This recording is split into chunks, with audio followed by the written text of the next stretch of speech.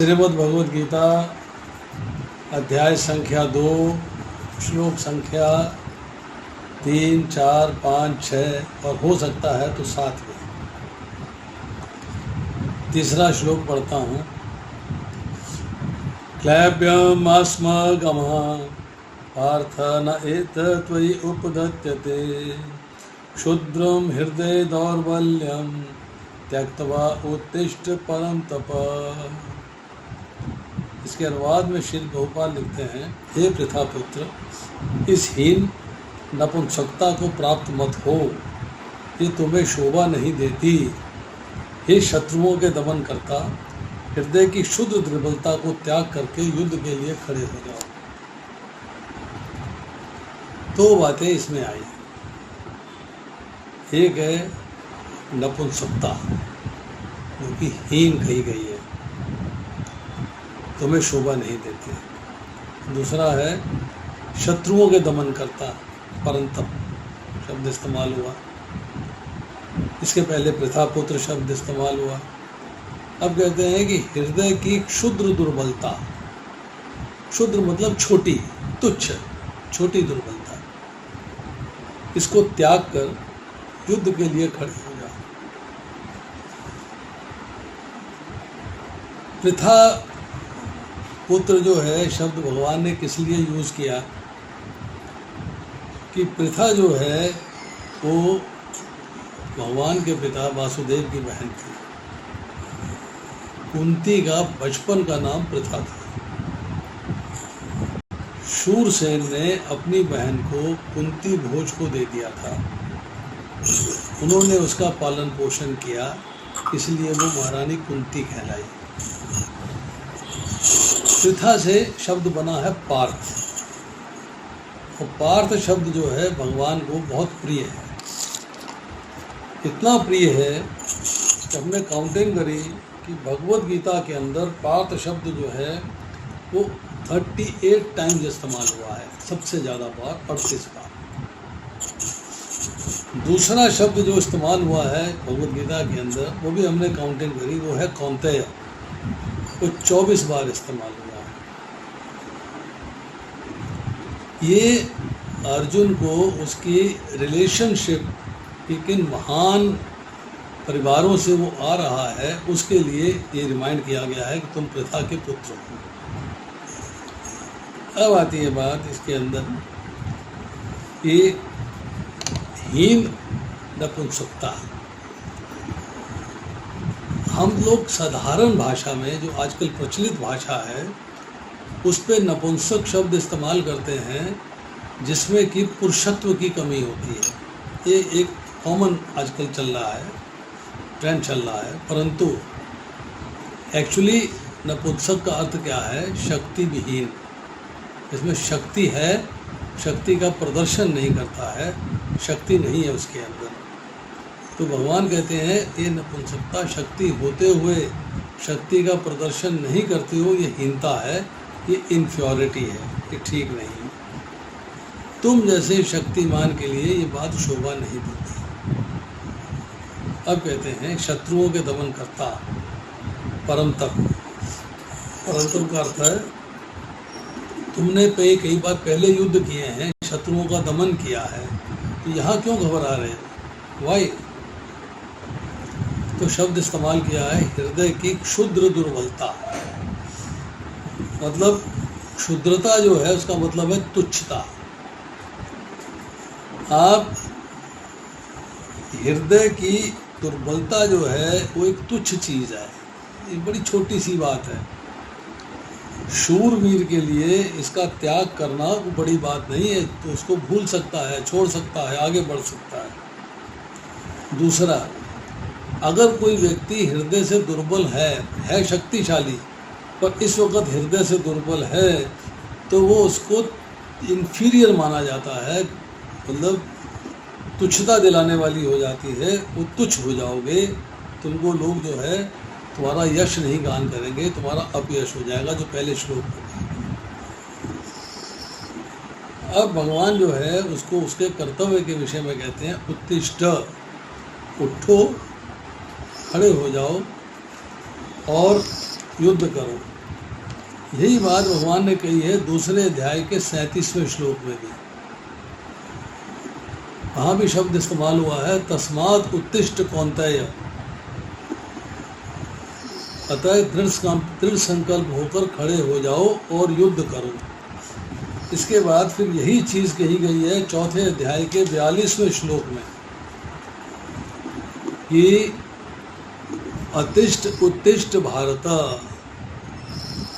अतः तुम्हारे हृदय में अज्ञान के कारण जो संशय उठ रहे हैं उन्हें ज्ञान रूपी शस्त्र से काट डालो। हे भारत, तुम योग से समन्वित होकर खड़े हो जाओ और युद्ध करो।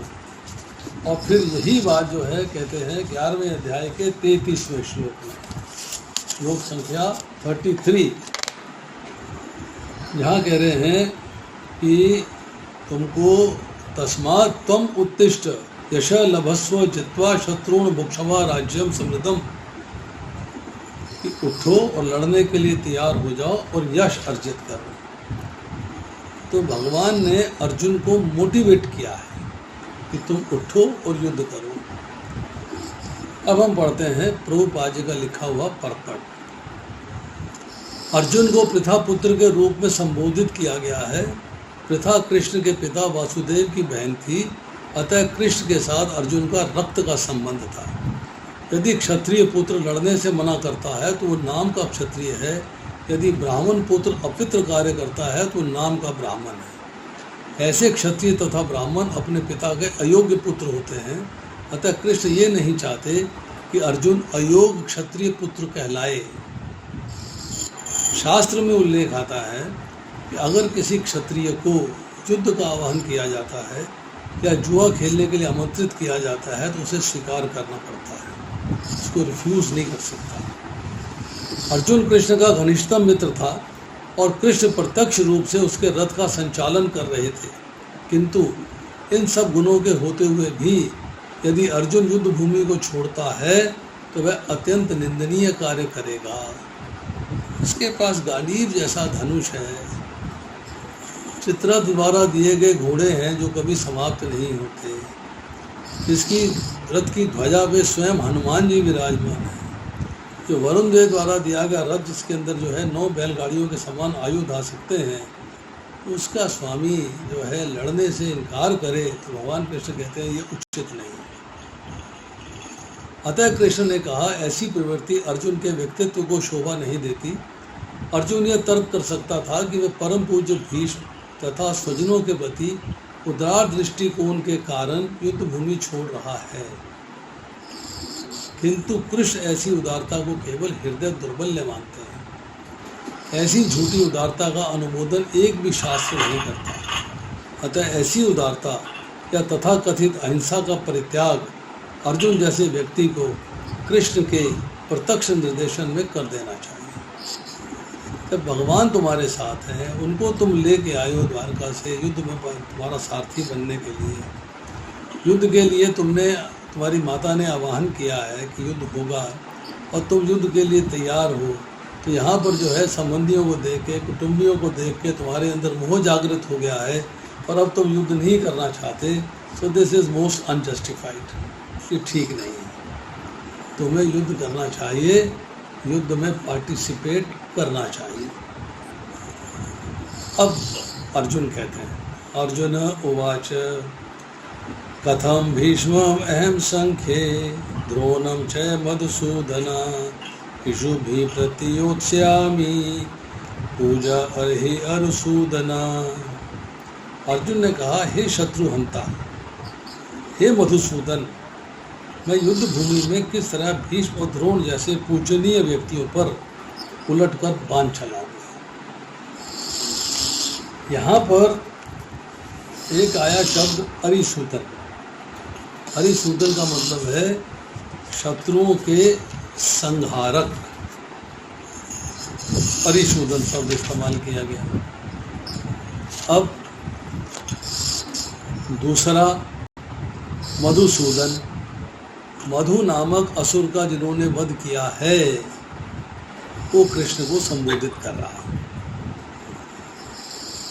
क्या सुंदर बहाना लगा रहा है युद्ध ना करने का। कह रहा है कि भीष्म पितामह और द्रोण ऐसे व्यक्तियों पे मैं उलट कर बाण कैसे चला सकता हूँ, ये बात मेरी बुद्धि से परे है। मैं कायरता से विमुख नहीं हो रहा हूँ, मैं कायर नहीं हूँ। मैं युद्ध भूमि को कायरता के कारण छोड़ के नहीं जा रहा हूँ। नंबर 1 उदारता के कारण और नंबर 2 इन लोगों के कारण कि भीष्म से मेरा जन्म जो है, मेरा संबंध जो है जन्म का है, मेरे पितामह हैं भाई, उनको मैं कैसे मार दूँ। और द्रोणाचार्य से मेरा संबंध विद्या का है, वो विद्या भी ऐसी कि ब्रह्मास्त्र को तोड़ने का उपाय मुझे बताया, पर ब्रह्मास्त्र को तोड़ने का उपाय अपने पुत्र अश्वत्थामा को नहीं बताया। ऐसा मैं उनका प्रिय शिष्य हूँ। और दूसरा जो है, उसके मन में ये भाव आ रहा है कि कृष्ण क्या अपने गुरु गर्गाचार्य है, संदीपनी मुनि है, उनके ऊपर बाण चलाएंगे, उनसे युद्ध करेंगे? नहीं करेंगे। तो यहाँ पर जो है, अब ध्रुवबाजी परपट में क्या लिखते हैं उसको पढ़ लेते हैं। भीष्म पितामह तथा द्रोणाचार्य जैसे सम्मानीय व्यक्ति सदैव पूजनीय हैं। यदि वे आक्रमण भी करें तो उन पर उलट कर आक्रमण नहीं करना चाहिए। ये सामान्य शिष्टाचार है कि गुरुजनों से वाग युद्ध भी न किया जाए। यहाँ तक यदि वे कभी रुक्ष व्यवहार करें तो उनके साथ रुक्ष व्यवहार न किया जाए, तो फिर भला अर्जुन उन पर कैसे बाण छोड़ सकता था? क्या कृष्ण कभी अपने पितामह नाना उग्रसेन या अपने आचार्य सांदीपनी मुनि पर हाथ चला सकते थे? अर्जुन ने कृष्ण के समक्ष ये तर्क प्रस्तुत किए। कोई अपने घर में आरती कर रहा है। राजकुमारी जी, आपका ऑडियो ऑन है, बंद करिए। माता जी है प्रभु जी, और मंजू माता जी। नमिता शर्मा जी, अपना भी ऑडियो ऑफ करिए। प्रभु जी, मैं तो वो बता रही हूँ, मंजू माता जी और मंजू माता जी ऑडियो ऑफ करिए।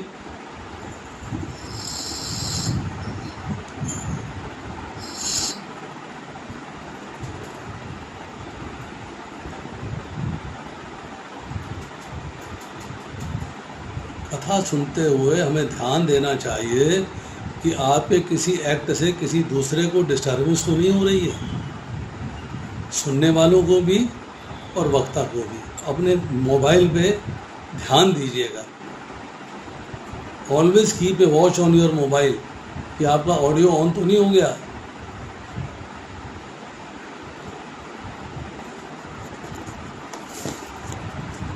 अब आती है श्लोक संख्या 5। गुरून् हत्वा हि महानुभावान् भोक्तं भैक्ष्यम् अपि इह लोके हत्वा अर्थकामान् तु गुरून् इह एव भुञ्जीय भोगान् रुधिर प्रवृत्तान्। ऐसे महापुरुषों को जो मेरे गुरु हैं, उन्हें मारकर जीने की अपेक्षा इस संसार में भीख मांगकर खाना अच्छा है। भले ही वे सांसारिक लाभ के इच्छुक हों, किंतु है तो गुरुजन ही। यदि उनका वध होता है तो हमारे द्वारा भोग्य प्रत्येक वस्तु उनके रक्त से सनी होगी। अब एक नया बहाना बना दिया युद्ध न करने का कि महापुरुष पितामह है या गुरु हैं, उनको मारकर मैं जीना नहीं चाहता। उसके मुकाबले में अगर मैं भीख मांग के खा लूँ तो ज़्यादा बेटर है। I don't want to kill them.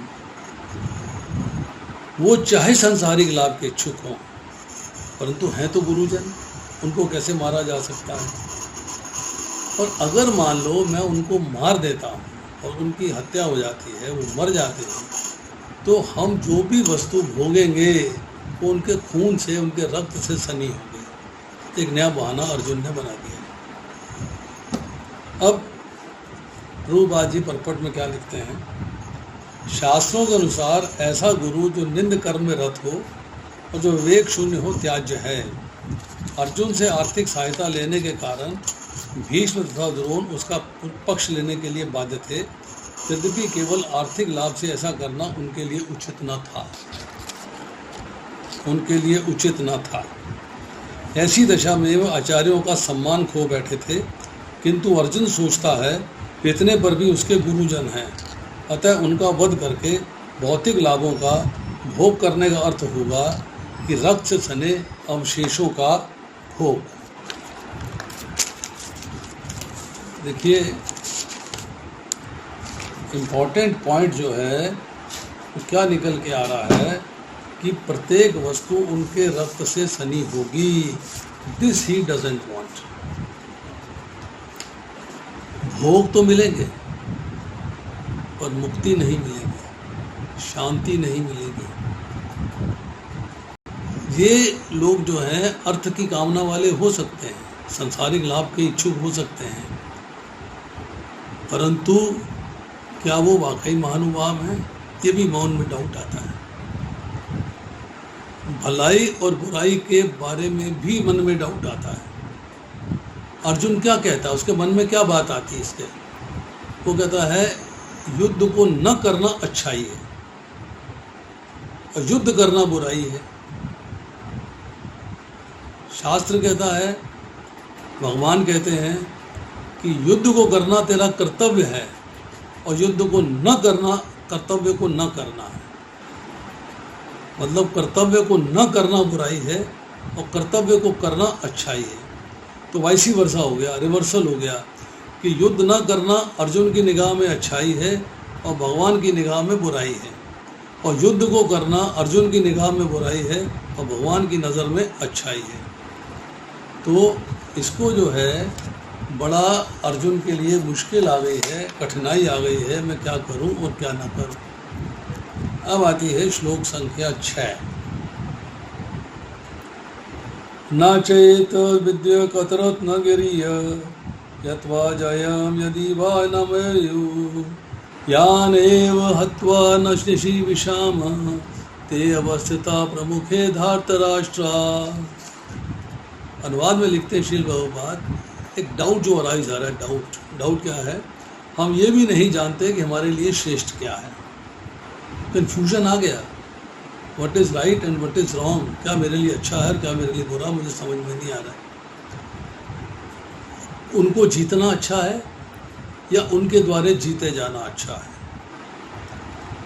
अगर हम धृतराष्ट्र के पुत्रों का वध कर देते हैं तो हमें जीवित रहने की आवश्यकता नहीं है, क्योंकि हमारे भाई हैं, हमारे संबंधी हैं, हमारे कुटुंब के हैं, फिर भी वे युद्ध भूमि में हमारे समक्ष खड़े हैं। तो हमारे संबंधी होने के नाते भी युद्ध भूमि में हमारे सामने खड़े हैं, और सामने खड़े होने के बावजूद मेरा मन उनको मारने को नहीं करता है, मैं उनको मारना नहीं चाहता। अफरोबाजी परपट में क्या लिखते हैं, अर्जुन की समझ में ये नहीं आ रहा था कि वे क्या करें, युद्ध करे और अनावश्यक रक्तपात का कारण बने। यद्यपि क्षत्रिय होने के नाते युद्ध करना उसका धर्म है, या फिर युद्ध से विमुख होकर भीख मांगकर जीवन यापन करे। भिक्षा ग्रहण करना ब्राह्मण का कर्तव्य है, भिक्षा लेते हैं लोग, क्षत्रिय का नहीं है। तुम अपना वर्ण छोड़ के दूसरे वर्ण में जाने का प्रयास कर रहे हैं। यदि वह शत्रु को जीतता नहीं तो जीविका का एकमात्र साधन भिक्षा ही रह जाता है। फिर जीत भी तो निश्चित नहीं है, क्यों सामने द्रोणाचार्य हैं, सामने पितामह हैं, सामने कर्ण हैं, मतलब बड़े बड़े योद्धा हैं सामने, क्योंकि कोई भी पक्ष विजयी हो सकता है। अब यदि उसकी विजय हो जाए, क्योंकि उसका पक्ष न्याय पर है, तो भी यदि धृतराष्ट्र के पुत्र मरते हैं तो उनके बिना रह पाना अत्यंत कठिन हो जाएगा। एक गिल्ट समाज हमेशा तंग करती रहेगी कि हमने अपने भाइयों को मारा है, हमने अपने परिवार के लोगों को मारा है। ये दशा दूसरे प्रकार की हार होगी, इसको भी हार कहेंगे। अर्जुन द्वारा व्यक्त इस प्रकार के विचार सिद्ध करते हैं कि वे न केवल भगवान का महान भक्त था, अपितु वे अत्यधिक प्रबुद्ध और अपने मन तथा इंद्रियों पर पूर्ण नियंत्रण रखने वाला था। अर्जुन का शब्द का अर्थ मैंने बताया था। अर्जुन का अर्थ होता है निर्मल हृदय वाला, मतलब जिसके हृदय में कंटेमिनेशन नहीं है, गंदगी नहीं है, मल नहीं है, उसे अर्जुन कहते हैं। राज परिवार में जन्म लेकर भी भिक्षा द्वारा जीवित रहने की इच्छा उसकी विरक्ति का दूसरा लक्षण है। विरक्त हो गया है, राजभोग से विरक्त हो गया है, सुख भोग से विरक्त हो गया है, पारिवारिक मोह से विरक्त हो गया है, राजा बनने के जो भाव है उससे विरक्त हो गया है। ये सारे गुण तथा अपने आध्यात्मिक गुरु श्री कृष्ण के उपदेशों में उसकी श्रद्धा से सब मिलकर सूचित करते हैं कि वह पुण्य आत्मा था। He was a noble soul. इस तरह निष्कर्ष निकला कि अर्जुन मुक्ति के सर्वथा योग्य था। जब तक इंद्रियां संयमित ना हो ज्ञान के पद तक उठ पाना कठिन है। ये लाइन सबसे इम्पॉर्टेंट है इस श्लोक की। इंद्रियों पे कंट्रोल आवश्यक है। इंद्रियों को इंद्र विषयों से हटाना आवश्यक है। तो हम छठा अध्याय पढ़ेंगे, ध्यान योग पढ़ेंगे, अष्टांग योग पढ़ेंगे, तो उसके अंदर आएगा प्राणायाम के बाद है प्राण प्रत्याहारा। प्रत्याहारा का मतलब ये है इंद्रियों को इंद्र विषयों से हटा देना। दूसरे अध्याय में पढ़ेंगे हम 62वें श्लोक में इसी अध्याय के अंदर कि इंद्रियों को जब इंद्र विषयों से कनेक्शन होता है तो उनमें विषयों के प्रति आसक्ति हो जाती है। ये बातें जो हैं बहुत इम्पोर्टेंट हैं। यहाँ कह रहे हैं जब तक इंद्रियां संयमित ना हो ज्ञान के पद तक उठ पाना कठिन है। Unless your senses are under your control you can not gain proper knowledge. आप प्रॉपर नॉलेज नहीं प्राप्त कर सकते और बिना ज्ञान तथा भक्ति के मुक्ति नहीं होती है। भक्ति योग तक जाने के लिए ज्ञान योग बिगिनिंग है। ज्ञान योग से बिगिनिंग करेंगे, चाहे एक लाइन का ज्ञान हो। ज्ञान योग है तो उसके बाद आप भक्ति योग में जाते हैं। अर्जुन अपने भौतिक गुणों के अतिरिक्त इन समस्त दैवी गुणों में भी दक्ष था। Arjun was an expert in all this. But ये क्वेश्चंस क्यों अराइज हो रहे हैं? एक्सपर्ट तो था। Even in spite of his expertise ये प्रश्न जो है उसके मन के अंदर क्यों उठ रहे हैं, किस लिए उठ रहे हैं, क्यों हो रही है ये बातें, ये बात समझने वाली है। अर्जुन को अपने बल पे विश्वास है, अपने बल पे अविश्वास नहीं है, परंतु भविष्य पे विश्वास नहीं है। आने वाले कल में पता नहीं क्या होगा। कृष्णा नोस क्या होगा क्या नहीं होगा। अब यहाँ पर जो है 7वां श्लोक आता है जो कि इस प्रकरण का बड़ा इम्पोर्टेंट श्लोक है। वेरी इम्पोर्टेंट श्लोक, मस्ट अंडरस्टैंड। ये हमारे पास टाइम है, आधा घंटा है हमारे पास। आधे घंटे में हम 7वां श्लोक कर लेंगे। हमने लिस्ट में तो 6 तक बताया था। कार्पण्य दोषो अपहत स्वभावा पृछामि त्वाम धर्म सम्मूढ़ चेता यक्षे स्यानिश्चितं ब्रूहि तन्मे शिष्यस्ते हम शादी माम त्वाम प्रपन्नम।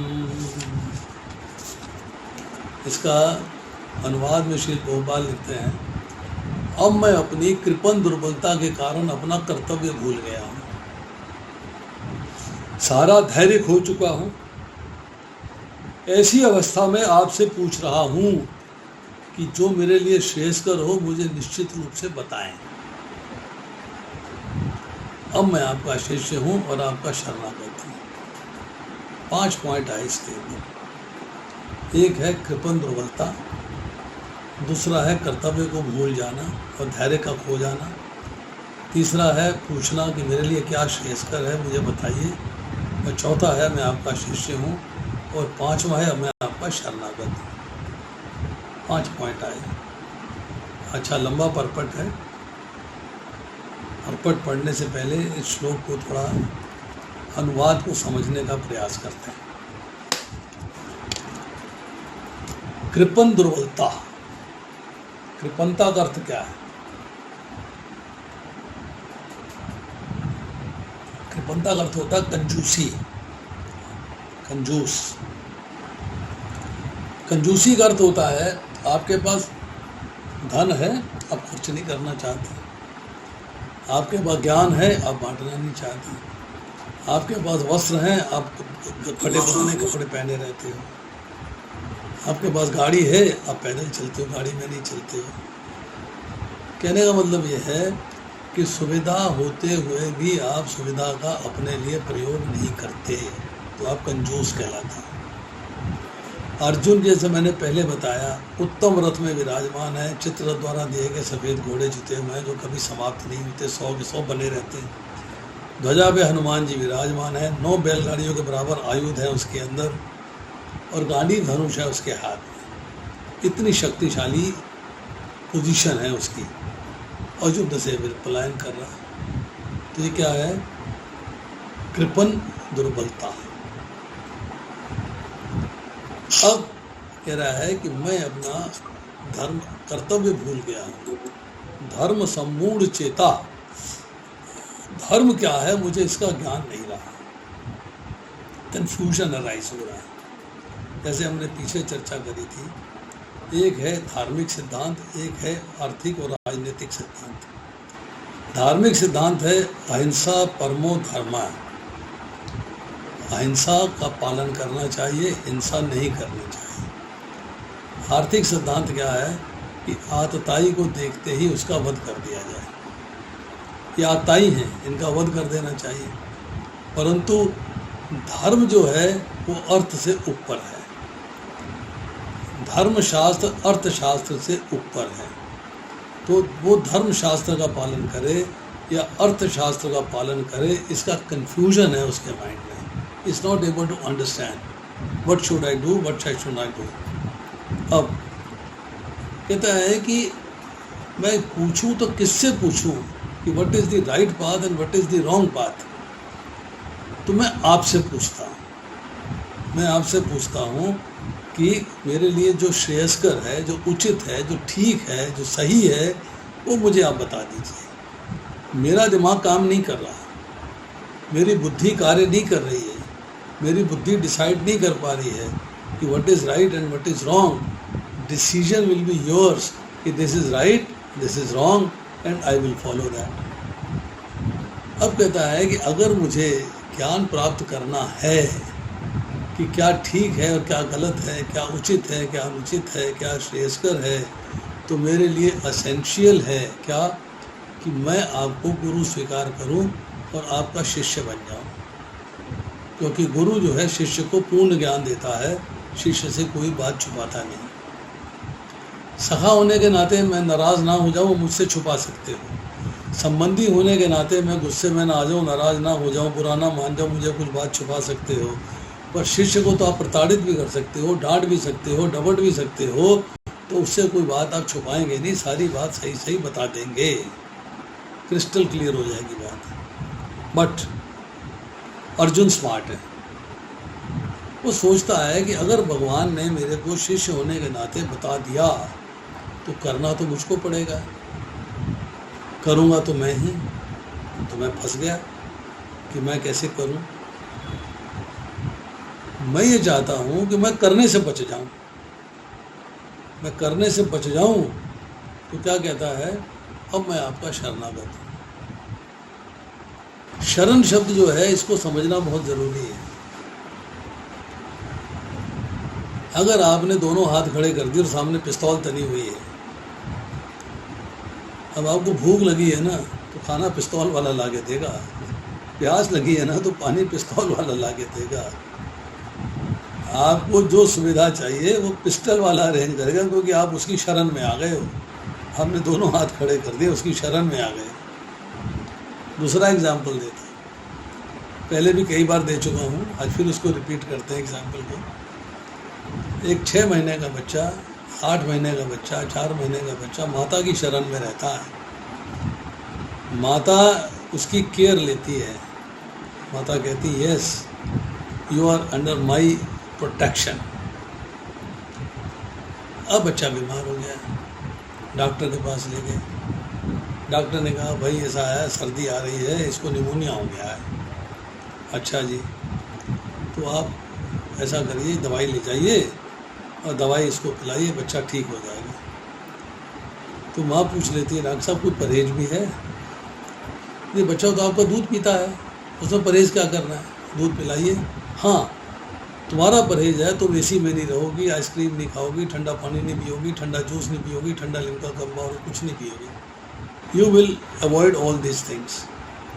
अरे भैया बीमार बच्चा है और कहा अरे माँ को बता दिए गए हैं, क्योंकि बच्चा माँ की शरण में है तो माँ को परफॉर्म करना पड़ेगा। माँ विल टेक केयर। एक छोटी सी और कहानी सुना था। बकरियों का एक झुंड था, उसमें एक छोटा बच्चा था, मेमना जैसी बकरी का बच्चा।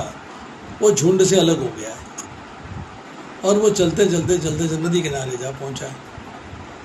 अब नदी किनारे पहुंचा, मैं कर रहा है, माँ मतलब भेड़ों को, बकरियों को ढूंढ रहा है, बकरियां मिल नहीं रही हैं, समझ में नहीं आ रहा मैं क्या करूं क्या नहीं करूं। ये कहानी है, सुनने के लिए जरा अच्छा लगता है। तो वहाँ पर जो है एक शेर के पंजे के निशान थे। ये शेर आएगा तो मुझे खा जाएगा, ये भी बड़ी मुश्किल हो गई है। तो अभी वो सोच विचार कर ही रहा है, मैं क्या करूं क्या नहीं करूं, क्या करूं क्या नहीं करूं। शेर आ जाता है। अब मेमना जो है घबरा जाता है। तो शेर उससे कहता है मैं तुझे खाऊंगा। तो मेमना स्मार्ट कहता है ये पंजे देख रहे हो? हाँ। कहता मैं इसकी शरण में हूँ, I am under his protection, तो मुझे खाना चाहते हो तो खा लो। शेर ने कहा पंजे तो मेरे हैं, इसका मतलब ये बच्चा जो है मेरी प्रोटेक्शन में है, मैं इसे नहीं खाऊंगा। उसने उसको छोड़ दिया और बुलाया हाथी को, ऊँट को, जिराफ को बुला के इधर आओ, ये बच्चा मेरी शरण में है, इसे कोई तंग नहीं करेगा, नो बडी विल डिस्टर्ब। इसको अपने कंधे पे बिठाओ और इसको घुमाओ। अब बकरी का बच्चा जो है वो अपना ऊँट के कंधे पे बैठा है, गर्दन पे बैठा हुआ है, हाथी की पीठ पे बैठा हुआ है, इतना ऊंचा हो गया कि पेड़ों की पत्तियां आराम से खाने को मिल रही हैं, मज़े आ गए, शरणागत हो गया। ये कहने की कहानी है, ना बकरी का बच्चा बोलेगा ना शेर बोलेगा, but it is just to make you understand कि शरणागति का महत्व क्या है। तो अर्जुन ने कहा कि अगर मैं भगवान की शरण में आ जाऊंगा तो भगवान की जिम्मेदारी हो जाएगी सारे काम करने के लिए, मेरे को कोई प्रॉब्लम नहीं है। यही भगवान ने कहा मन मना भगवत भक्तो मत्याजी माम नमस्कुरु। तुम अगर मेरी शरण में आ जाते हो, मेरे को प्रणाम करते हो, मेरे लिए पूजा करते हो, मेरे भक्त बनते हो, मन मुझे दे देते हो, और मैं तुम्हें अपने धाम ले जाऊंगा, तुम निश्चिंत हो जाओ, I take care of you, you will come to my house, my about. अब इसका हम तात्पर्य पढ़ते हैं। ये प्राकृतिक नियम है कि भौतिक कार्यकलाप की प्रणाली की हर एक चीज़ चिंता का कारण है, पग पग पर उलझन मिलती है, अतः प्रमाणिक गुरु के पास जाना आवश्यक है, जो जीवन के उद्देश्य को पूरा करने के लिए समुचित पथ निर्देश कर सके। समग्र वैदिक ग्रंथ हमें ये उपदेश देते हैं कि जीवन की अनचाही उलझनों से मुक्त होने के लिए प्रमाणिक गुरु के पास जाना चाहिए। एक एग्जाम्पल देता हूँ छोटा सा। फिर अमेरिका का वीज़ा चाहिए, फॉर्म लेके आए, फॉर्म भरा, अप्लाई कर दिया, रिफ्यूज़ल आ गया, दोबारा भरा, रिफ्यूज़ल आ गया। एक मित्र आए, कहने लगे भाई क्या है, बड़े परेशान दिखाई दे रहे हो, भैया अमेरिका जाना है, वीज़ा रिफ्यूज़ हो रहा है। फॉर्म भरा था, हाँ भरा था, पेपर लगाए थे, हाँ लगाए थे, एजेंट के पास गए थे, उस एजेंट के पास तो नहीं गया, तभी तो रिजेक्ट हो रहा है। क्या करूँ? एजेंट के पास जाओ। एजेंट के पास गए, एजेंट ने फॉर्म चेक किया, तो देखिए यहाँ आपने गलत किया है, ये आपका ठीक नहीं है, इसको इम्प्रूव करिए, इसको ठीक करिए। ठीक किया, इम्प्रूव किया, अप्लाई किया, वीज़ा मिल गया। हमें भगवान के धाम जाना है, हम भगवान से संबंध स्थापित करके भगवान के धाम जाना चाहते हैं। हम संबंध स्थापित करते हैं अपनी मर्जी से। एजेंट कहाँ है? हम तो गलती में हो सकते हैं, सेल्फ डन में बी मिस्टेकन। एजेंट कहाँ है? एजेंट है गुरु। गुरु आपको बताता है कि आपकी गलती क्या है, आपकी मिस्टेक क्या है, आप कहाँ कमी रह रही है, कहाँ कमजोरी है, कहाँ 100% परफेक्शन नहीं आ रहा है। एक गुरु गाइड करता है। जब प्रमाणिक गुरु होता है, उसके निर्देशन में आप रहते हो, तो जो अनचाही उलझने हैं वो दूर हो जाती हैं। Then you are released of them. ये उलझने उस दावाग्नि के समान हैं जो किसी के द्वारा लगाए बिना भभक उठती हैं। इसी प्रकार विश्व की स्थिति ऐसी है कि बिना चाहे जीवन की उलझनें स्वतः उत्पन्न हो जाती हैं, और कोई नहीं चाहता कि आग लगे, फिर भी आग लगती है। हम अत्यधिक व्याकुल हो उठते हैं। अतः वैदिक वाङ्मय उपदेश देता है कि जीवन की उलझनों को समझने और उनका समाधान करने के लिए हमें परंपरागत गुरु के पास जाना चाहिए। अब यहाँ एक थोड़ी सी टेक्निकल बात समझने वाली है। 4 टाइप के गुरु होते हैं। एक गुरु है जो पथ प्रदर्शक है, वर्तम प्रदर्शक गुरु कहते हैं, जो आपको भगवान की भक्ति के मार्ग पे इंट्रोड्यूस करा दिया, उसने ले आया कि यस भाई भगवान की भक्ति करो, भगवान का धाम मिलेगा। दूसरा गुरु है शिक्षा गुरु। शिक्षा गुरु आपको पूर्ण ज्ञान देता है। कई हो सकते हैं, but you have to choose one who is senior, superior and better placed, who can answer your question in a better way. आपके प्रश्नों के उत्तर ठीक से दे सकता है, आपके संदेह दूर कर सकता है, आपके डाउट्स रिमूव कर सकता है, आपको उसके साथ बातचीत करने में, डिस्कशन करने में, अपने डाउट्स रिमूव करने में सुविधा महसूस होती है। वो शिक्षा गुरु से आप ज्ञान प्राप्त करते हो, दूसरों से भी ज्ञान लेते हो, उसके साथ डिस्कस करते हो कि मैंने ये नॉलेज गेन करी है, ठीक है कि नहीं है, राइट है कि नहीं है, डिस्कशन हो जाती है। वो शिक्षा गुरु आपको प्रिपेयर करता है भगवान के साथ कनेक्शन जोड़ने के लिए वाया दीक्षा गुरु। सो दीक्षा गुरु आपका जो है भगवान के साथ कनेक्शन जोड़ देता है। और उसके बाद है चौथे गुरु चैत्य गुरु। भगवान जो आपके हृदय में बैठे हैं वो भगवान चैत्य गुरु कहलाते हैं। तो यहाँ जो है जिस व्यक्ति का प्रामाणिक गुरु होता है वह सब कुछ जानता है, अतः मनुष्य को भौतिक उलझनों में न रहकर गुरु के पास जाना चाहिए। यही इस श्लोक का तात्पर्य है। आखिर भौतिक उलझनों में कौन सा व्यक्ति पड़ता है जो जीवन की समस्याओं को नहीं समझता। बृहदारण्यक उपनिषद में 3.8.10 में व्याकुल व्यग्र मनुष्य का वर्णन इस प्रकार हुआ है कि कृपण वो है जो मानव जीवन की समस्याओं को हल नहीं करता और आत्म साक्षात्कार के विज्ञान को समझे बिना इस संसार को कुकर शुकर की भांति त्याग कर चला जाता है। जीवन मिला है, भगवान ने जीवन दिया है आपको कर्मों का फल भोगने के लिए, क्योंकि आप यहाँ आए और आपने कर्म करने शुरू किए और बंधन में पड़ते चले गए। पर भगवान ने गुरु दिए, साधु दिए, शास्त्र दिए इस बंधन से बाहर निकलने के लिए। अगर आप बाहर निकलने का प्रयास नहीं करते हो तो आप कुकर शुकर की तरह जीवन भोग के चले जाते हो, फिर कुकर शुकर बन जाते हो, अर्थात आप कृपण हो। जीवन अत्यंत मूल्यवान निधि है जिसका उपयोग जीव अपने जीवन की समस्याओं को हल करने में कर सकता है। अतः जो इस अवसर का लाभ नहीं उठाता वह कृपण है। ब्राह्मण इसके विपरीत होता है जो शरीर का उपयोग जीवन की समस्त समस्याओं को हल करने में करता है। देहात्म बुद्धि वंश कृपण या कंजूस लोग अपना सारा समय परिवार, समाज, देश आदि के अत्यधिक प्रेम में गंवा देते हैं। मनुष्य प्राय चर्म रोग के आधार पर अपने पारिवारिक जीवन अर्थात पत्नी, बच्चों और परिजनों में आसक्त रहता है। कृपण ये सोचता है कि वह अपने परिवार को मृत्यु से बचा सकता है। ऐसी पारिवारिक आसक्ति निम्न पशुओं में भी पाई जाती है क्योंकि वे भी बच्चों की देखभाल करते हैं। बुद्धिमान होने के कारण अर्जुन समझ गया था कि पारिवारिक सदस्यों के प्रति उसका अनुराग तथा मृत्यु से उनकी रक्षा करने की उसकी इच्छा ही उसकी उलझनों का कारण थी। अर्जुन समझ गया था, क्या समझ गया था कि कौटुंबिक मोह, पारिवारिक सदस्यों के प्रति उसका अनुराग और मृत्यु से उनकी रक्षा कर लूँगा मैं, ये उसके मन में इच्छा आ रही है, ये उलझन है। मृत्यु से कोई बच नहीं सकता। यद्यपि वह समझ रहा था कि युद्ध करने का कर्तव्य उसकी प्रतीक्षा कर रहा था, किंतु कृपण दुर्बलता, कार्पण्य दोष के कारण वह अपना कर्तव्य नहीं निभा रहा था। वह अपने परम गुरु भगवान कृष्ण से कोई निश्चित हल निकालने का अनुरोध कर रहा है।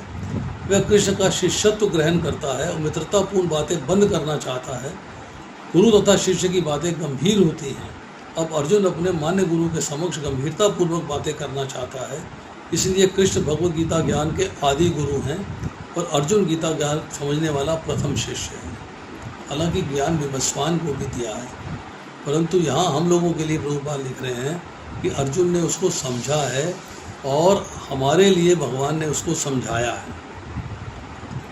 अर्जुन भगवद गीता को किस तरह समझता है गीता में वर्णित है। तो भी मूर्ख लोग, संसारी विद्वान बताते हैं कि किसी को मनुष्य रूप कृष्ण की नहीं, अब बल्कि अजन्मा कृष्ण की शरण ग्रहण करनी चाहिए। कृष्ण के अंत और बाह्य में कोई अंतर नहीं है। इस ज्ञान के बिना जो भगवद गीता को समझने का प्रयास करता है वह सबसे बड़ा मूर्ख है। किसी को मनुष्य रूप कृष्ण की नहीं बल्कि अजन्मा कृष्ण की शरण ग्रहण करनी चाहिए, ये कुछ लोगों का भाव है। परंतु जब भगवान निराकार रूप में आए हैं, आपके समक्ष उपस्थित हैं, तो उनकी शिष्यता ग्रहण करनी, उनकी शरणागति ग्रहण करनी आपका कर्तव्य हो जाता है। क्योंकि जो भगवान निराकार आए हैं वो और जो भगवान ओरिजिनल गोधाम में है वो दोनों में कोई अंतर नहीं है। There is absolutely no difference. अब देखिए, अब जैसे मैंने कोट किया था श्लोक, मन मना, कि मन भगवान को दे दो, नो फॉरगेटफुलनेस, मद भक्ता, मेरे भक्त बनो। भगवान ही भरता है, स्वामी है, संरक्षक है। मैं भगवान का हूँ, मैं अपना नहीं हूँ, भगवान मेरे हैं। मद्या जी, मतलब मेरा पूजन करो, सब कुछ भगवान के लिए है। भगवान के वचन को समझो और उनका पालन करो। नमस्कुरु, मुझे नमस्कार करो, नमन करो, अर्थात अपने आप को मेरे चरणों में समर्पित करो, अपने आप को मेरे चरणों में समर्पित कर दो। फिर कहते हैं प्रिय मित्र हो तुम मेरे। भगवान शत्रु नहीं है, आपको कृपा करके नरक भेजते हैं, वो पवित्र करने के लिए, प्योरीफाई करने के लिए। सजा है, पनिशमेंट है, but you are being purified. जीव को प्रिय है क्या? साधु, गुरु और शास्त्र। पर जीव जो है वो इस प्रियता को छोड़कर भौतिक संसार को प्रिय बना लेता है, उसके प्रति अट्रैक्ट हो जाता है। महाभारत के वन पर्व में उल्लेख आता है, तुम मेरे हो, मैं तुम्हारा हूँ, जो मेरे हैं वे तुम्हारे हैं, तुम्हारा अधिकार तुम्हारा शत्रु मेरा शत्रु है। ये भगवान जो है अर्जुन से कह रहे हैं। 9 दिन तक युद्ध हुआ है। भीष्म पर्व के अंदर चर्चा आती है। भगवान अर्जुन से कहते हैं कि मैं तुम्हारे लिए अपना मांस तक दे सकता हूँ। इतना ख्याल रखा है अर्जुन का कि जो कर्ण को वर दिया गया था इंद्र के द्वारा शक्ति के रूप में, वो शक्ति भगवान ने घटोत्कच पर चलवा दी, भीम के पुत्र का वध करवा दिया और अर्जुन को बचा लिया। द्रोणाचार्य कहते हैं कि कृष्ण अर्जुन की आत्मा है। भगवान अर्जुन को सपोर्ट करने के लिए पार्थसारथी बन गए और राजसूय यज्ञ में चरण पखारे हैं, चरण धोए हैं। और जब 18वां अध्याय पढ़ेंगे, 66वां श्लोक पढ़ेंगे, अहम सर्व पापेभ्यो मोक्षयिष्यामि मा शुचः सर्वधर्मान् परित्यज्य मामेकं शरणं व्रज। शरणागति, शरणागति की चर्चा आती है कि मान का सम्मान सबका करना है, शरण केवल भगवान के लिए नहीं है। एक स्त्री की शादी होती है, लड़की की शादी होती है, नया घर मिलता है, नया गोत्र मिलता है, नए रिश्तेदारियां मिलती हैं, नया घर मिलता है उसको, पर शरणागति, शरण समर्पण केवल पति को करती है और किसी को नहीं। अब यहाँ जो है भगवान ने जो मित्रता का संबंध निभाया है और जो अर्जुन के साथ मित्रता है, दोनों में अंतर है।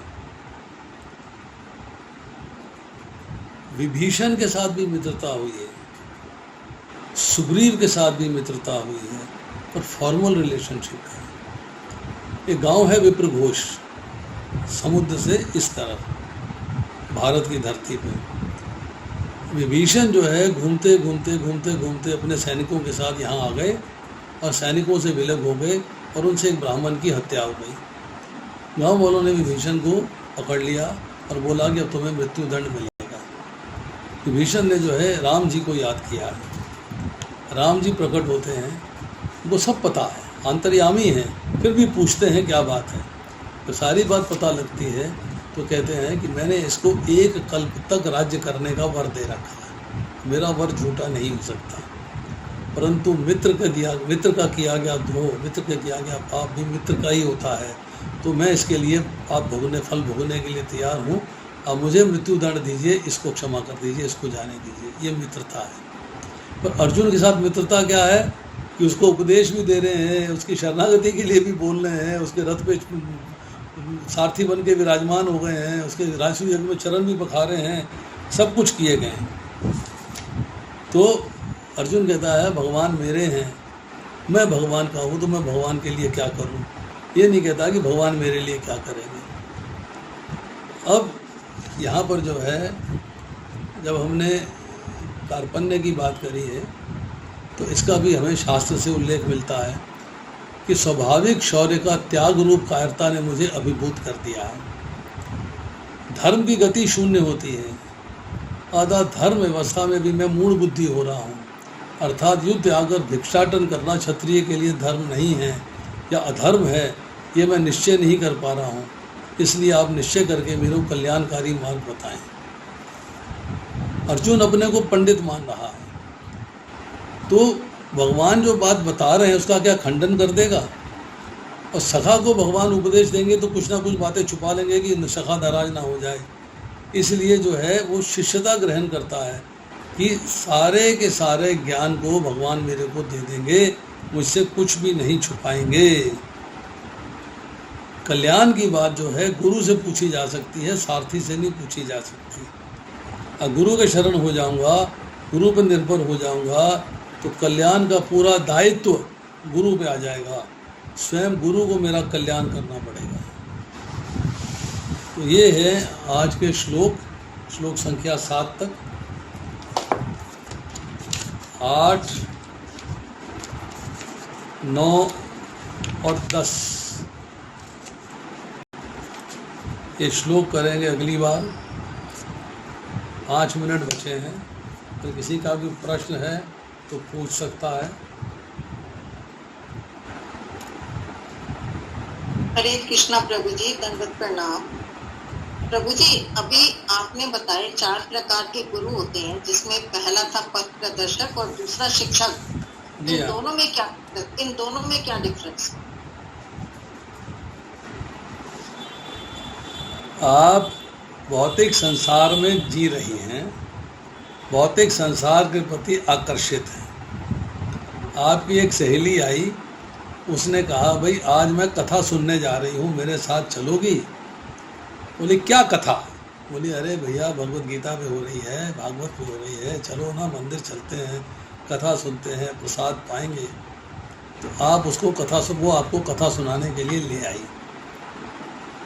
1-2 दिन बीते, फिर उसने आपका मन को टोहा, आपको फिर कथा सुनाने के लिए ले आई। तो वो शिक्षा गुरु नहीं है, वो पथ प्रदर्शक गुरु है, आपको रास्ता दिखा रही है। अच्छा, आपको रास्ता बता रही है। अब वहाँ आने के बाद जो कथावाचक है या कुछ डिवोटीज़ हैं, उनसे आपका संबंध बनता है, बातचीत होती है, फिर आप उसमें से किसी एक डिवोटी को अपना शिक्षा गुरु सिलेक्ट करते हैं। शिक्षा तो बहुत लोगों से मिल रही है, हम यहाँ भी लेक्चर सुन रहे हैं, वहाँ भी लेक्चर सुन रहे हैं, यहाँ भी सुन रहे हैं, वहाँ भी सुन रहे हैं, वहाँ भी सुन रहे हैं, यहाँ भी सुन रहे हैं। हमें जगह जगह अलग अलग लोगों से लेक्चर सुनने को मिल रहा है, अलग अलग लोगों से ज्ञान मिल रहा है। But then one has to decide कि जैसे मैंने पीछे एक जो है व्हाट्सएप पे मैसेज पोस्ट किया था, जो प्रभुपाद ने लिखा है मैसेज, मैं उसको सामने तो नहीं है मेरे, तो मैं आपको पढ़ के सुना था। उसका जिस्ट मैं आपको बता देता हूँ कि जब आप भक्ति में आते हो तो आपका जो शिक्षा गुरु है वो आपकी कुछ कंडीशंस को देख के उसके हिसाब से आपको शिक्षा देता है। He gives you knowledge according to your conditions। क्या कंडीशंस हैं? एजुकेशन, कि आप कितना पढ़े लिखे हैं, कितने ज्ञान के आप स्वामी हैं। इकोनॉमिक्स, आपको सेवा में लगाना है तो आपको तन मन धन कैसी सेवा में लगाना है, आप कितना पैसा स्पेयर कर सकते हैं, कितना आप घर में खर्च करते हैं, कोई कमी आ रही है, बेशी आ रही है, कोई दिक्कत आ रही है, कैसे पूर्ति हो सकती है, तो इकोनॉमिक्स इन्वॉल्व होती है। फैमिली प्रॉब्लम्स, फैमिली में आपका संबंध क्या है। कुछ के हैं पति बिल्कुल कृष्णा कॉन्शियस नहीं है, माताएं कृष्णा कॉन्शियस हैं, कुछ के पति कृष्णा कॉन्शियस हैं, माताएं कृष्णा कॉन्शियस नहीं हैं। तो सबको कंसिडर करते हुए आपको भक्ति में लगाना है। फैमिली, एजुकेशन, इकोनॉमिक्स, इकोनॉमिक्स में फाइनेंशियल कंडीशंस आ गई। टाइम, आपके पास टाइम स्लॉट कितना है, कितना समय आप निकाल सकते हैं भक्ति में लगने के लिए, पढ़ने के लिए, ज्ञान प्राप्त करने के लिए, क्या किस तरह आप उसको यूज़ कर सकते हैं। आपके पास रहने की व्यवस्था क्या है। अगर एक कमरा है, उससे बच्चे चीची पीपी किए जा रहे हैं, परिवार भी रह रहा है, तो आप कुछ पढ़ नहीं पाएंगे, आपको समझ में नहीं आएगी बात। तो उन सब बातों को कंसिडर करते हुए आपको कैसे गाइड करना है, कैसे समझाना है, कैसे आपको भक्ति के मार्ग में लगाना है, कैसे क्या चीज़ें करनी हैं, ये कर्तव्य है शिक्षा गुरु का, जो आपको भगवान के बारे में ज्ञान देता है और आपकी सारी प्रॉब्लम्स को अंडरटेक करता है, बताता है, और फिर वो आपको प्रिपेयर करके दीक्षा गुरु को देता है कि सब ये मतलब तैयार है, इसको अब आप भगवान के साथ कनेक्ट कर दीजिए, दीक्षा दे दीजिए। दीक्षा दे दीजिए। वो आपको देखना है कि आपके पास जो है आप शिक्षा गुरु किसको धारण करें, किसको बनाते हो, जिससे आप अपनी पर्सनल प्रॉब्लम डिस्कस कर सको, फैमिली प्रॉब्लम डिस्कस कर सको। आप उनको जो है भक्ति के मार्ग पे चलने के लिए परिवार वालों को कैसे लगाओ, परिवार नहीं लगता है तो आप कैसे लगो, ये सब बातें आपको किसी सीनियर डिवोटी की हेल्प से करनी होंगी। कई बार जो है हमारे जो रूल्स एंड रेगुलेशंस होते हैं हम पे एप्लीकेबल होते हैं, कई बार नहीं होते हैं। हमारी सिचुएशंस ऐसी हैं, जॉब ऐसा है, परिवार ऐसा है, घर ऐसा है, बार ऐसा है, रेजिडेंस ऐसा है, तो हमें कई बातों में कॉम्प्रोमाइज़ करना पड़ता है। तो क्या वो भक्ति में कॉम्प्रोमाइज़ है कि नहीं है, ये बात आपको शिक्षा गुरु गाइड करता है कि what is the right path, सही रास्ता क्या है। तो प्रभुपाद ने 4 चीज़ें बताई हैं। 13वें अध्याय के 8वें से लेके 12वें श्लोक के परपट में पढ़िए, पेज नंबर 3, पैराग्राफ नंबर 1 में, 2 में लिखा हुआ कि 4 चीज़ें हैं। नाम जप करना नंबर 1, भोग लगा के खाना नंबर 2, श्रीमद् भागवत गीता और भागवत सुनना या पढ़ना जो भी है 3, और भगवान डीटी वर्शिप करना 4 असेंशियल कार्य कर लेते हो तो आप भक्ति में आगे बढ़ रहे हो। आपको कोई किसी चीज़ की चिंता करने की आवश्यकता नहीं है। पर शिक्षा गुरु आपको गाइड करता है प्रॉपर तरीके से। He is the best person who can guide you. Thank you Prabhu ji, Hare Krishna. Clear हो गया पॉइंट। यस, शांति प्रदा माता जी, आपका सवाल। हरे कृष्ण प्रभु जी, दंडवत प्रणाम। प्रभु जी, इसमें लिखा है कि अर्जुन भगवत गीता को किस तरह समझता है, यह गीता में वर्णित है। तो भी मूर्ख संसारिक विद्वान बताते हैं कि किसी को मनुष्य रूप कृष्ण की नहीं बल्कि अजन्मा कृष्ण की शरण ग्रहण करनी चाहिए। कृष्ण के अंतः तथा बाह्य में कोई अंतर नहीं। हाँ जी, अर्जुन भगवत गीता को किस तरह समझता है ये गीता में वर्णित है। जब गीता पढ़ेंगे तो आपको अर्जुन का भाव पता लग जाएगा। अब आती है बात, जो सांसारिक विद्वान है जिन्होंने भगवत गीता को ठीक से पढ़ा या समझा नहीं है, या एज इट इज़ भगवान के भाव को नहीं समझा है, वो क्या कहते हैं? वो कहते हैं कि मनुष्य रूप कृष्ण की नहीं बल्कि अजन्मा कृष्ण की शरण ग्रहण करनी चाहिए। मतलब वो भगवान को निराकार मानते हैं, निर्गुण मानते हैं, भगवान का जन्म नहीं होता है, अजन्मा है। वो अजन्मा कृष्ण जो है, जो माता देवी के गर्भ से कैसे प्रकट हो सकते हैं, कैसे उनके हृदय से प्रकट हो सकते हैं, इस बात को स्वीकार नहीं करते हैं। तो वो कहते हैं कि जो कृष्ण यहाँ पर मनुष्य रूप में आए हैं उनकी शरण ग्रहण करने की आवश्यकता नहीं है। आप उस कृष्ण की शरण ग्रहण करिए जो अजन्मा है। मतलब वो अपने विचार से कहते हैं कि जो कृष्ण जो है अर्जुन के सामने रथ पे विराजमान है, ये कृष्ण नहीं है। उस अजन्मा कृष्ण की शरण ग्रहण करिएगा। अब यहाँ कहते हैं कृष्ण के बाह्य और अंतर।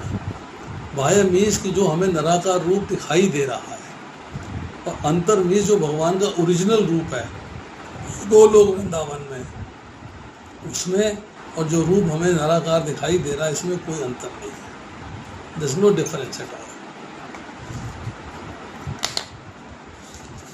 जी Prabhu ji, thank you so much.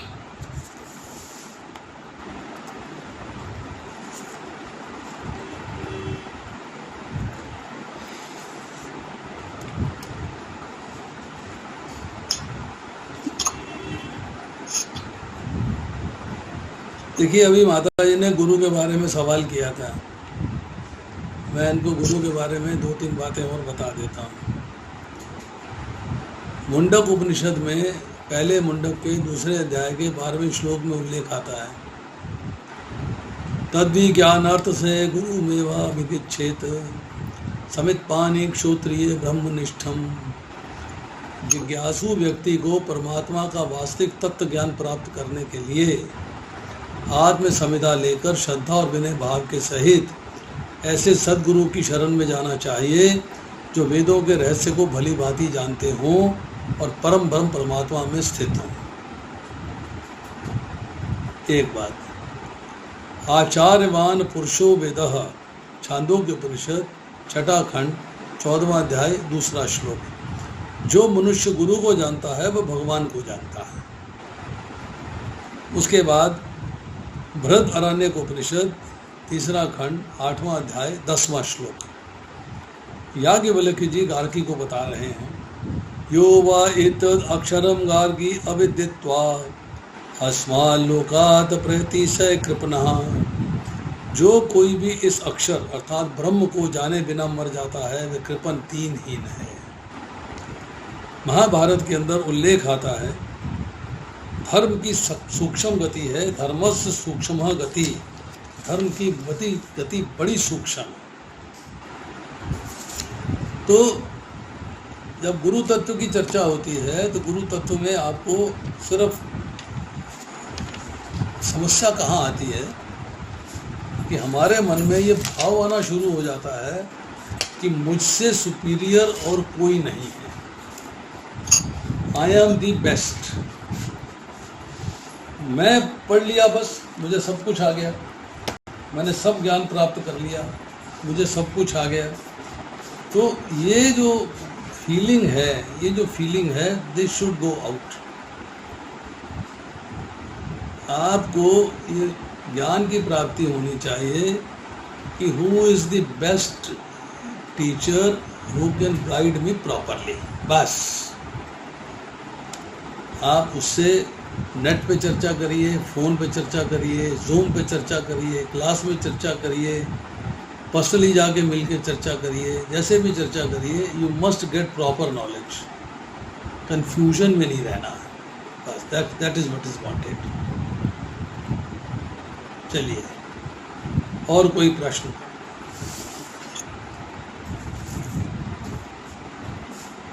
हरे कृष्ण प्रभु जी। प्रभु जी, हाँ जी प्रभु जी, मेरा क्वेश्चन ये है कि जैसे मैं किसी को जानती हूँ प्रभु जी, वो कृष्णा के भक्त हैं काफ़ी अच्छे, पर उनका ये मानना है प्रभु जी कि उनसे कनेक्शन के लिए आपको मेडिटेशन करना चाहिए। कि वो ये बोलते हैं जैसे 10 साल से 12 साल से वो मेडिटेट कर रहे हैं, हालांकि उनके अंदर इम्प्रूवमेंट दिखती है वो बिहेव में उनके, बट प्रभु जी वो कहते हैं कि मंदिर क्यों जाना है, इतना मंदिर मतलब जाना, जब जाना है नहीं जाना है तो आपका कनेक्शन जो है उनसे मेंटली होना चाहिए या मेडिटेशन से होना चाहिए, तो आपको उसके लिए ये जरूरत क्यों है, ऐसे पूछते हैं प्रभु जी। और सेकंड क्वेश्चन प्रभु जी मेरा ये भी है कि एक गुरु के लिए जो शिष्य होता है उसके कर्तव्य क्या है और हमें गुरु चूज करने के लिए क्या करना चाहिए प्रभु जी, कैसे हम गुरु को चूज कर सकते हैं, दीक्षा गुरु को सिर्फ। देखिए, इतनी देर से वही तो गाना गा रहे हैं, आप सुन नहीं रही हैं बात। देखिए, पहला सवाल ये है कि हमें मंदिर क्यों जाना चाहिए। हमें जो है कृष्ण के प्रति मेडिटेट करना चाहिए। आप इसके लिए जो है 6ठा अध्याय पढ़िए, 34वां और 35वां श्लोक पढ़िएगा, आपको क्लैरिटी मिल जाएगी। It is not easy to meditate, और मेडिटेट करने के कुछ रूल्स होते हैं। क्या हम उन रूल्स को फॉलो कर रहे हैं? क्या हम उन रूल्स के ऊपर पूरा उतरते हैं? अगर नहीं है तो हम नकली मेडिटेशन कर रहे हैं, असली मेडिटेशन नहीं है। अर्जुन जैसा भक्त जो है मेडिटेट नहीं कर पाया, चंचलम ही मना कृष्ण प्रमादी बलवदह दृढ़म। अर्जुन जैसा भक्त जो है मेडिटेट नहीं कर पाया है, तो हम कैसे मेडिटेट कर पाएंगे? पॉसिबल नहीं है। मेडिटेशन का आज के युग में एक ही सिद्धांत है कि आप भगवान के दर्शन करिए, वर्शिप करिए और हरे कृष्ण महामंत्र का जप करिए। मेडिटेशन है ये।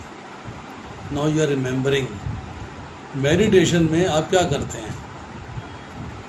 मेडिटेशन का अर्थ क्या है समझिएगा, कि आप अपना संबंध भगवान के साथ बनाने की कोशिश कर रहे हैं। मतलब 3 चीज़ें हैं, एक है ध्याता, एक है ध्यान का प्रोसेस और एक है ध्येय। आप कर रहे हो मेडिटेट, क्या वो सारा स्थान, सब जगह, सब पूरे परफेक्ट पोजीशन में है करने के लिए? क्या आपका प्रोसेस ठीक है, उसमें डिस्टर्बेंस तो नहीं है?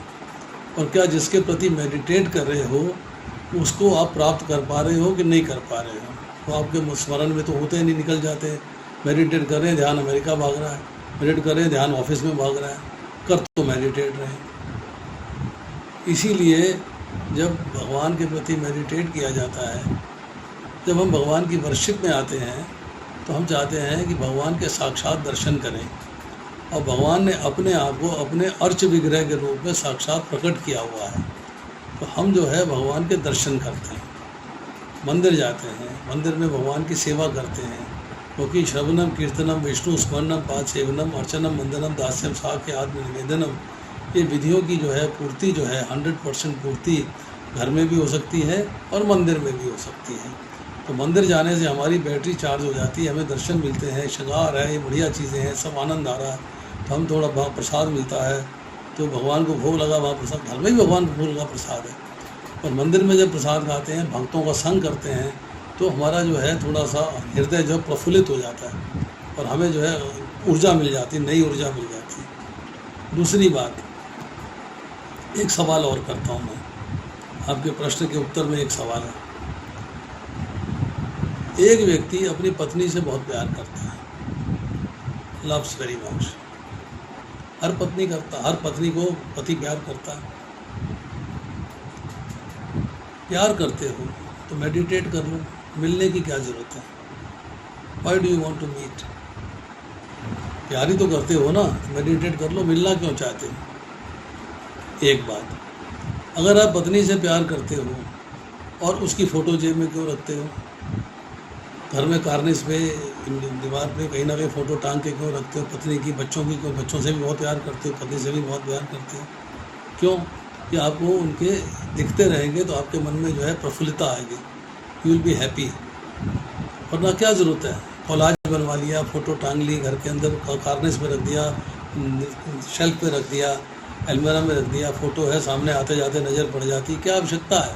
भगवान तो हृदय में विराजमान है, पत्नी भी हृदय में विराजमान है, तो उसको देखने की क्या ज़रूरत है? मेडिटेट कर लो, बस बात ख़त्म हो गई। हम लोग जब अपनी बात आती है तो उसको स्वीकार कर लेते हैं, भगवान की बात आती है तो अस्वीकार कर देते हैं, ये गलत है। हमको मेडिटेट करना है, मेडिटेशन है किस लिए है? मन की शुद्धि के लिए। और क्या मेडिटेशन का जो अष्टांग योग भगवान ने भगवद गीता के 6ठे अध्याय में दिया है, क्या हम उसके ऊपर पूरा उतरते हैं? क्या उसको फुलफिल करते हैं? नहीं करते हैं। इसलिए ज़्यादा कन्फ्यूजन की आवश्यकता नहीं है। लोग हैं मन गढ़ंत बातें करते, जैसे आज बताया ना, अजन्मा कृष्ण की करो, निराकार इनको मानो ही मत। तो लोग जो है अपने अपने हिसाब से चलते हैं, लेट देम गो, क्योंकि उनकी बुद्धि का इस्तेमाल वहीं तक है, बुद्धि को खोलना नहीं चाहते वो शास्त्र की बात पे विश्वास नहीं करना चाहते, वो अपनी बात पे विश्वास करना चाहते हैं कि आई एम वेरी इंटेलिजेंट। वो होता क्या है, मैंने यहाँ से सुना, मैंने वहाँ से सुना, मैंने यहाँ से सुना, मैंने वहाँ से सुना, मैंने ये सुना, मैंने वो सुना, कन्फ्यूजन आ गया। जो अपने को बेस्ट लगा वो एक्सेप्ट कर लिया,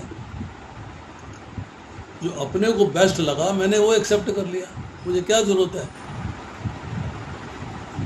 इसलिए जो है उनकी बातों पे नहीं जाना है, तो कंफ्यूज नहीं होना है। यस, भावना माता जी बोलिए।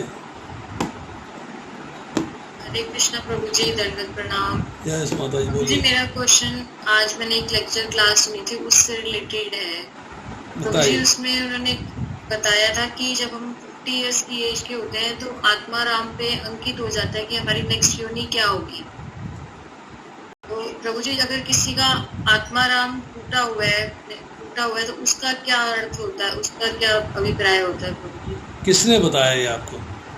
आज वो क्लास सुनी थी मैंने, पंजाबी भाग में सच्चीपति प्रभु जी ने दी थी भागवतम की। उसमें उन्होंने बताया था कि जब 50 इयर्स के होते हैं तो हमारे आत्मा राम पे मतलब एक अंकित हो जाता है कि अगला योनि हमें कौन सी मिलेगी। आत्मा राम कहाँ होता है? जब डेथ होती है तो वो जो अस्थियों के साथ मिलता है प्रभु जी, आत्मा राम एक पार्ट सा होता है वो। इसका उत्तर आप उन्हीं से पूछिएगा। अच्छा, क्योंकि मैं डायरेक्ट क्लास नहीं करती हूँ ना उनकी, नहीं तो मैं उन्हीं से पूछ लेती हूँ, मतलब रिकॉर्डिंग सुनी थी मैं आपको उनका फ़ोन नंबर दे देता हूँ, ठीक है प्रभु जी, आप उनसे पूछ लीजिए। ठीक है प्रभु जी। एज ए डॉक्टर मैं आपको बता रहा हूँ, आत्मा राम नाम की कोई चीज़ नहीं होती है। जो आपकी बैकबोन है उसके अंदर जो वर्टिब्रल कॉलम के अंदर वर्टिब्री हैं, उसमें एक आधा वर्टिब्री ऐसा होता है जो बड़ा स्ट्रांग होता है, जो डिस्ट्रॉय नहीं होता जलने के बाद, तो उसको लोग दिखा देते हैं, देखिए जी आत्मा राम है। अब उस पर अंकित हो गया कि आपकी योनि कौन सी है। मुझे तो समझ में आती नहीं बात, मेरे पल्ले नहीं पड़ती, ना मैंने कभी पढ़ा है ना मैंने कभी सुना है।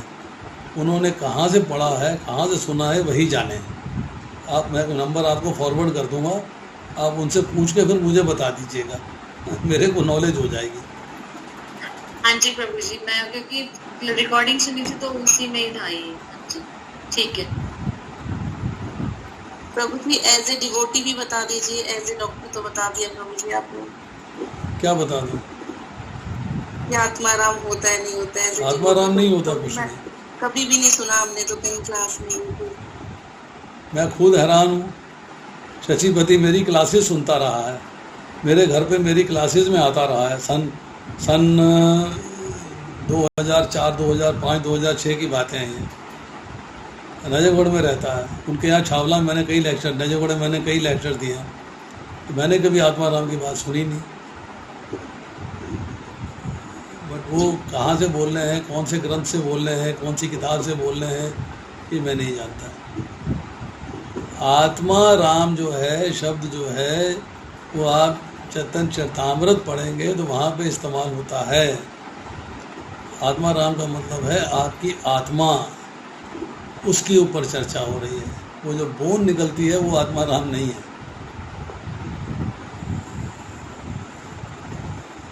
आप एक बार चैतन्य चरितामृत पढ़िए, मैं आपको अगली बार जो है आप कहेंगे तो मैं आपको आत्मा राम की पूरी व्याख्या जो है उसमें चैतन्य चरितामृत मुझसे पढ़ के सुना दूंगा।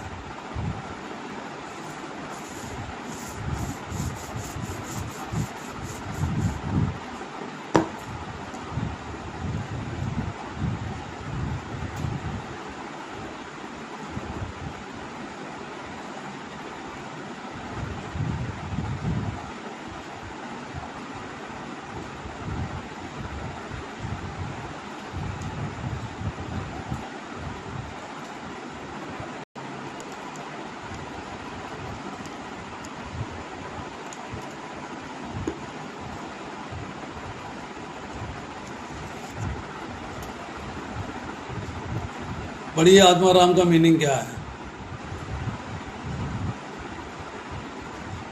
ये प्रभुपाद की बुक है, वाणी quotes.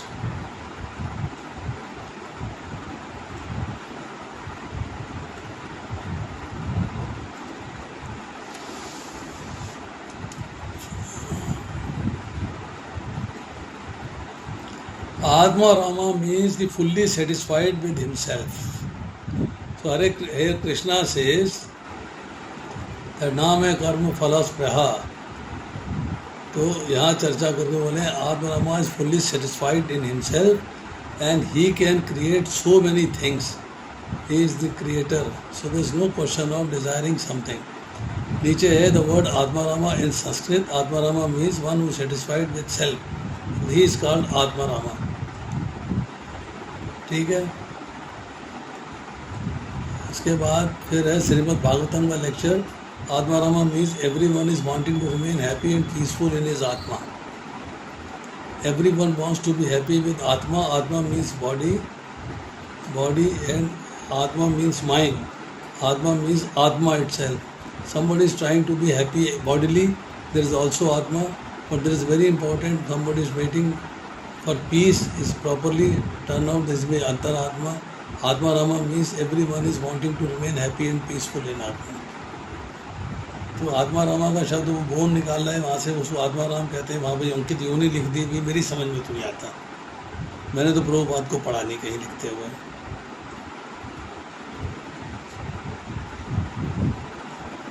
Atma Rama means we have to give up the good and dictation of mind, then you are liberated. अब बताइए यहाँ पे जो है आत्मा रामा के बारे में जो लिखा है वो क्या है।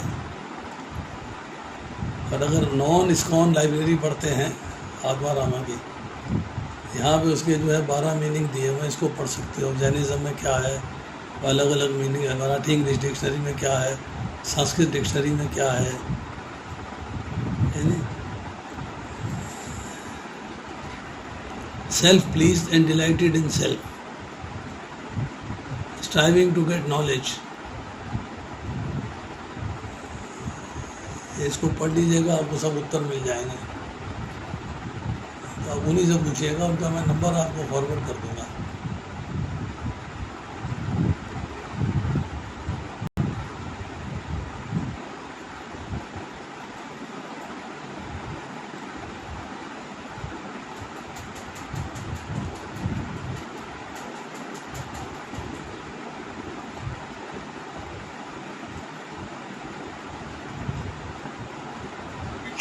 हरे कृष्णा प्रभु जी। यस, दंडवत प्रणाम प्रभु जी। दंडवत प्रणाम।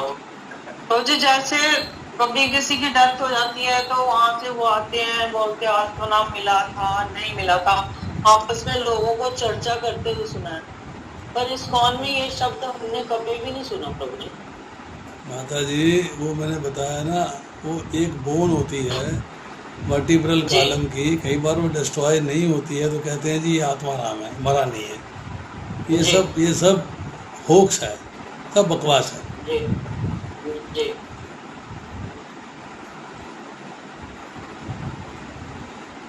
जी प्रभु। चलिए और बताइए। हरे कृष्णा।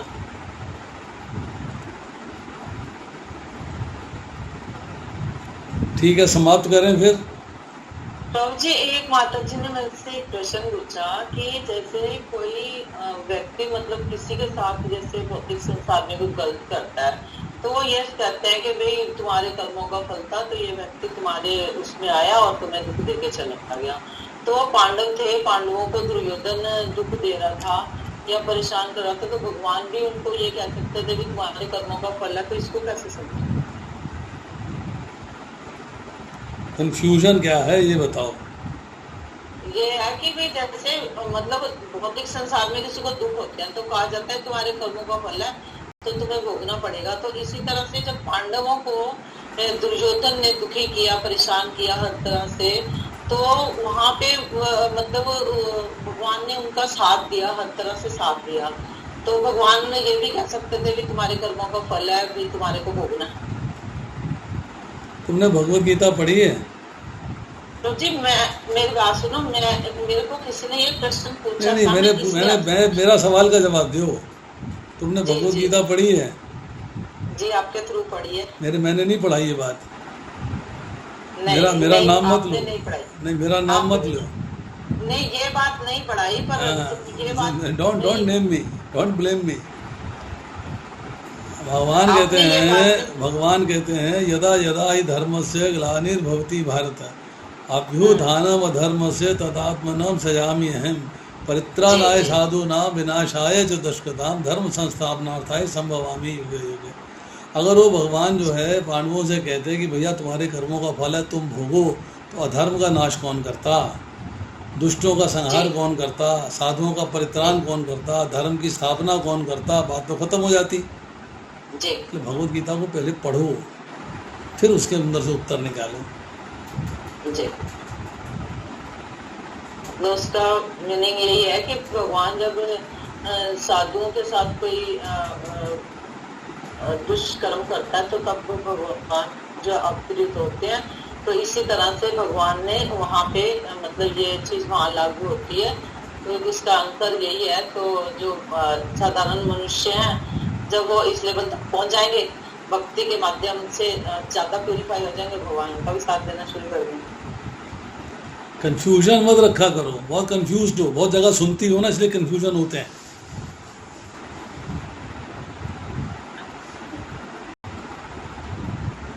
चलो ठीक है प्रभु जी, हरे कृष्णा।